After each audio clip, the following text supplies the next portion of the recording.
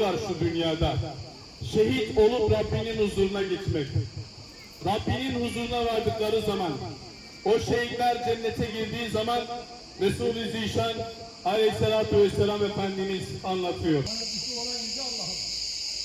Dünyanın neresinde olursa olsun ezilen, açlık, kıtlık, zulüm, sefalet ve ızdırap çeken bütün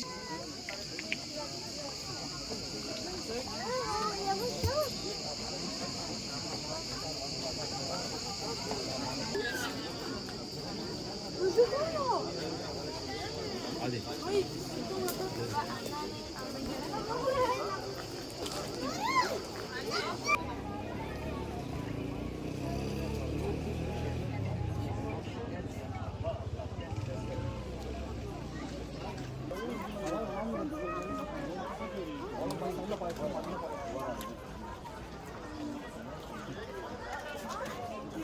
Allah'ın izzetine yemin ederek söylüyorum.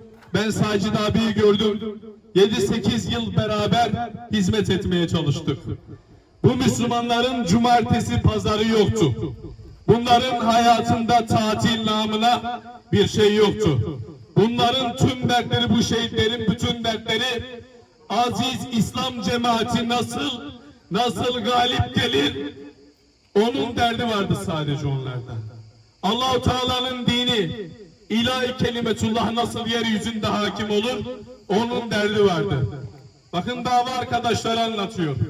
Şehadetinden bir gün önce gece 12'ye 1'e kadar beraberdik. Geldi, söylediği sadece bir söz vardı. Diyordu ki Allah için çalışalım.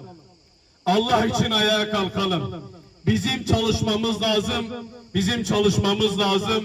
Bizim çalışmamız lazım diyordu değerli Müslümanlar. Resul-i Zişan'ın bize öğretmiş olduğu bir kavram var.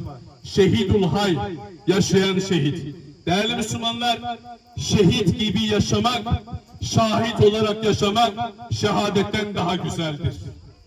Şehit gibi yaşayabilmek, yürüyen yaşayan şehit olabilmek, dava için her şeyini kurban edebilmek, değerli Müslümanlar, şehadetten daha güzeldir Allah'ın izniyle. Şehit Sacid'in dünyaya dair değerli Müslümanlar bir planı, programı yoktu. Ona diyorlar ki Sacid abi, sen Salih Hoca'yla ziyaretlere gidiyorsun. Peygamber Sevdaları Vakfı'nı temsil ediyorsun. Filan camiayı temsil ediyorsun. Sana bir takım alsak olmaz mı?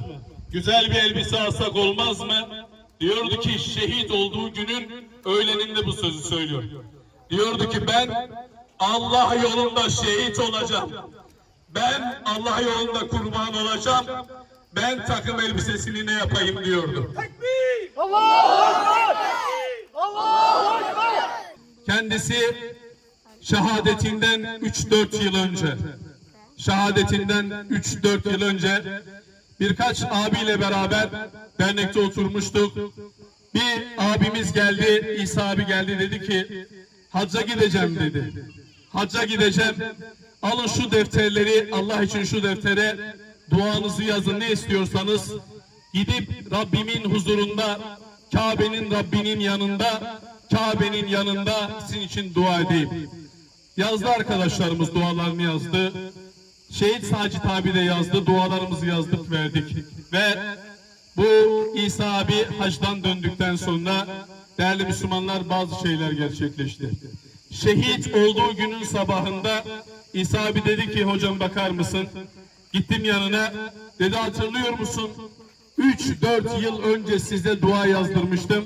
Bak senin duan burada, filan kesin duası burada, Sacid abinin duası burada. Değerli Müslümanlar, o zamanlar kiradaydı Sacid abi ve ailesi. Birinci isteği şunu diyordu: Ya Rabbi, başımı koyabileceğim bir evim olsa, kiradan kurtulsam, birinci dua buydu. İkinci duası ise ne olur ya Rabbi, kendi yolunda bana güzel bir şehadet nasip et. Tekbir! Allahu Ekber! Tekbir! Allahu Ekber! Ve kıymetli Müslümanlar, Allah-u Teala ona secdede güzel bir şehadet nasip etti. İsa abi diyor ki beni ne zaman görse diyordu ki İsa, Allah-u Teala Allah-u Teala'ya dua etmen için duaları yazdık. Sen gittin, dua ettin. Allah-u Teala bize evler verdi. Allah-u Teala Toki'den ev çıkardı bana. Yarın inşallah Rahman Allah-u Teala şehadet için yaptığım duayı da kabul eder. Ne olur Allah için önüme geçme bu konuda da diyordu. Değerli Müslümanlar, sohbetimi bitirirken gelin bir şehidin sözüyle bitireyim. Şehit Mutahhari diyor ki, şehitlerin kabrine vardığınız zaman, oralara vardığınız zaman o şehitlerin ruhlarıyla ahitleşin. Deyin ki ey şehitler, vallahi bu saatten sonra sizin davanızı sürdüreceğimize, bir an bile yerimizde durmayacağımıza, aziz İslam davasını götürebildiğimiz her yüreğe götürebilme adına sizlere söz veriyoruz. Sizin ruhlarınıza söz veriyoruz ve bu sözümüze de sadık kalacağız diye şehitlerin kabri başında onların ruhlarına söz verin. Ve değerli Müslümanlar, biz şehit verdik demeyin, biz şehitle beraber izzet ve şeref kazandık deyin. Ve bununla beraber Allah-u Teala vermiş olduğunuz bu sözle, o şehitlerin kanlarının bereketiyle Allah-u Teala sizlere zaferler nasip edecektir diyor. Ve biz de burada şehitlerimizin huzurunda Vasfi abinin, Hüseyin abinin, Sacid abinin huzurunda söz veriyoruz. Onların ruhlarıyla ahitleşiyoruz.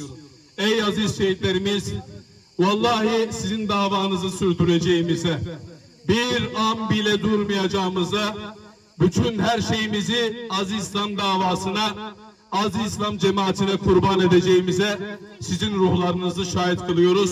Rabbimiz bizlerden kabul eylesin.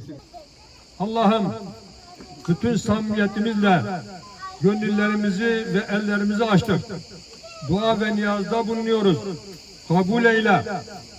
Okunan Kur'an-ı Kerim'i, yapılan duaları, enbiyanın, evliyanın, ulemanın, şühedanın aziz ruhlarına bağışlıyoruz. Kabul ve makbul eyle ya Rabbi. Duayen nefisten ve kabul olunmayan duadan sana sığınıyoruz. Nefislerimizin kötü isteklerinden, heveslerimizin peşinde koşmaktan, şeytanın şerrinden sana sığınıyoruz. Bizleri himayet ve sevdiğin kullar zümresine ilhak eyle. Bütün Müslümanları her türlü felaket ve tehlikelerden muhafaza eyle.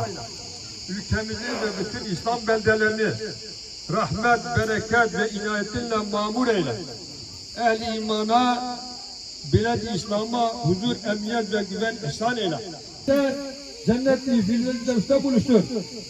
Küfür milletinin zalimce ve gaddarca saldırılarını bertaraf eyleyip ümmet-i Muhammed'i galip ve muzaffer eyle.